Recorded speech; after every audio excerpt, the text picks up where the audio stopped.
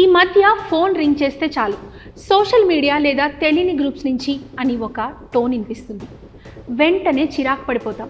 ఆ మెసేజ్ పోవడానికి కీప్యాడ్లో నెంబర్లు ప్రెస్ చేసేస్తుంటాం. కానీ ప్రజల్ని అప్రమత్తం చేసేందుకు వస్తున్న ఇలాంటి మెసేజ్ల గురించి ఆలోచిస్తున్నామా?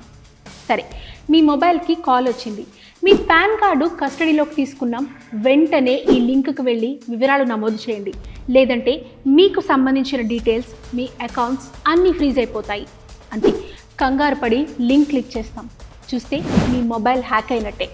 మీ అకౌంట్స్, మీకు సంబంధించిన అన్ని వివరాలు సైబర్ నేరగాళ్ల గుప్పిట్లో చిక్కుకున్నట్టే. ఇలా ఒక్కరికో ఇద్దరికో కాదు, ప్రతిరోజు కొన్ని వందల మంది ఏదో ఒక సైబర్ క్రైమ్తో మోసపోతూనే ఉన్నారు.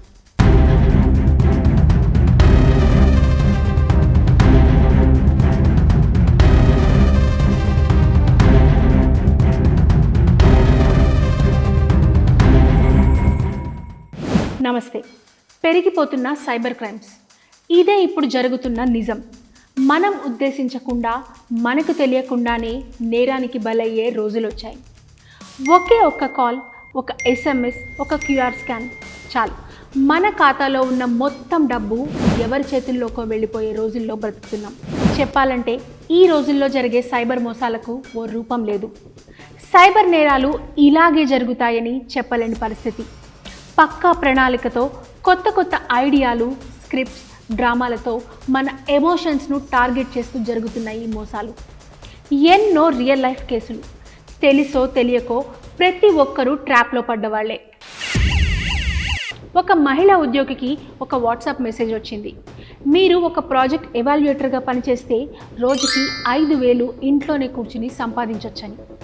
ఆఫర్ టెంప్టింగ్గా ఉండడంతో లింక్ మీద క్లిక్ చేసింది. మొదటి టాస్క్కి 1,500 క్రెడిట్ అయింది. రిస్క్ లేదనిపించేలా ఓ 4-5 ట్రాన్సాక్షన్స్ జరిగాయి. ఇంకేముంది, ఇదేదో బాగానే ఉంది అనుకుని కంటిన్యూ చేయడంతో తనకు తెలియకుండానే తక్కువ రిస్క్ అనే ముసుగులో 6 లక్షలు పోగొట్టుకుంది. అలా ఎలా అంటే అదే ట్రిక్. ఎందుకంటే సిస్టంలో లాజిక్ ఉంది. నీకు మొదటి 2-3 సార్లు రిటర్న్స్ ఇచ్చి నమ్మకం కలిగిస్తారు. ఆ నమ్మకాన్నే పెట్టి మనల్ని బయటకు రాలేని పరిస్థితుల్లో పడేసి డబ్బు చెల్లించేదాకా పీక్కు తింటారు. ఇంకో వ్యక్తి ఫేక్ కస్టమర్ కేర్ నెంబర్కు కాల్ చేసి స్క్రీన్ షేర్ చేశాడు. కొన్నాళ్ల తర్వాత అర్థమైంది, అతని బ్యాంక్లో ఉన్న బ్యాలెన్స్ మొత్తం ఖాళీ అయిపోయిందని. ఓల్డ్ ఏజ్ పింఛన్ వెరిఫికేషన్ పేరుతో OTP అడిగి పూర్తిగా ఖాతాలో డబ్బు ఖాళీ చేశారు.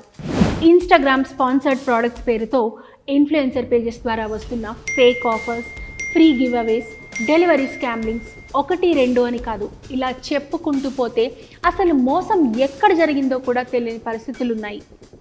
స్క్రీన్ షేర్తో, లోన్ లింక్తో, ఫేక్ QR కోడ్స్తో, అకౌంట్ వెరిఫికేషన్ పేరుతో, ఇంకా సైబర్ కిడ్నాప్ కాల్స్, ప్రైవేట్ వీడియోలు బ్లాక్మెయిల్ చేయడం వరకు ఎన్నెన్నో మోసాలు.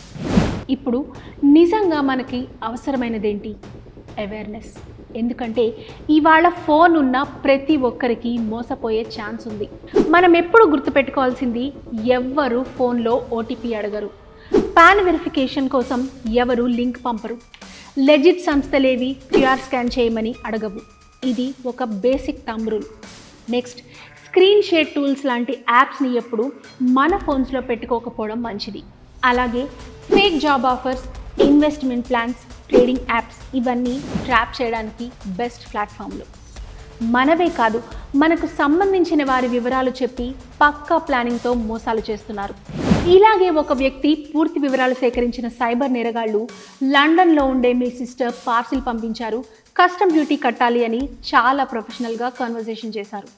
అంతకు ముందు కూడా ఇలాంటి పార్సల్స్ తన చెల్లి పంపడంతో నిజమే అనుకున్న వ్యక్తి దాదాపు 75,000 కట్టాడు. తరువాత సంబంధిత ఆఫీస్కు కాల్ చేసి పార్సల్స్ గురించి అడిగితే అసలు ఆ పేరుతో ఎలాంటి ట్రాన్సాక్షన్స్ అవ్వలేదని తెలిసింది. ఇవన్నీ నేడు మనం చూస్తున్న నూతన కాలపు నేరాలు.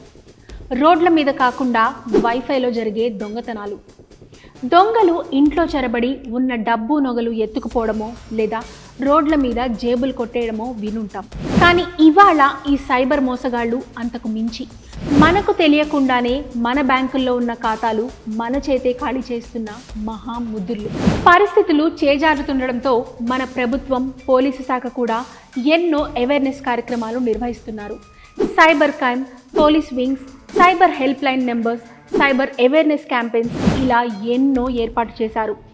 TV ads, local FM announcements, social media వేదికగా అప్డేట్స్, మెసేజ్ టోన్స్, నోటిఫికేషన్స్ ఇస్తూ ఎప్పటికప్పుడు అప్రమత్తం చేస్తున్నారు.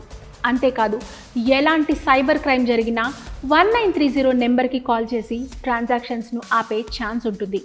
అందుకే పిల్లలకి, పెద్దలకి, ఇంట్లో అమ్మలకి, బామ్మలు, తాతలకి ఇలా ప్రతి ఒక్కరికి ఈ మోసాల గురించి తెలియచేయండి. నువ్వు జాగ్రత్తగా ఉన్నా నీకు సంబంధించిన వాళ్ళు మోసపోతే ఆ నష్టం నీవే చూడాల్సి ఉంటుంది. ప్రభుత్వం ఎలాంటి స్కామ్స్ అయినా గుర్తించేందుకు తన వంతు పోరాటం చేస్తోంది. ఇప్పుడు మనం చేయాల్సింది మన వంతు జాగ్రత్తలు తీసుకోవడం. ఇది ఒక 2-వే రెస్పాన్సిబిలిటీ. స్మార్ట్నెస్ అంటే అన్నోన్ లింక్ ఓపెన్ చేయకుండా ఉండటం. ధైర్యం అంటే భయపడి డబ్బులు పంపకపోవడం. జ్ఞానం అంటే అవేర్నెస్ పంచుకోవటం. పోలీసులే కాదు, మనమే మన జీవితానికి ఫస్ట్ లైన్ ఆఫ్ డిఫెన్స్. మన ఫోన్, మన డబ్బు, మన డేటా సేఫ్గార్డ్ చేయడమే ఈ మోడ్రన్ వరల్డ్లో నిజమైన సర్వైవింగ్ స్కిల్.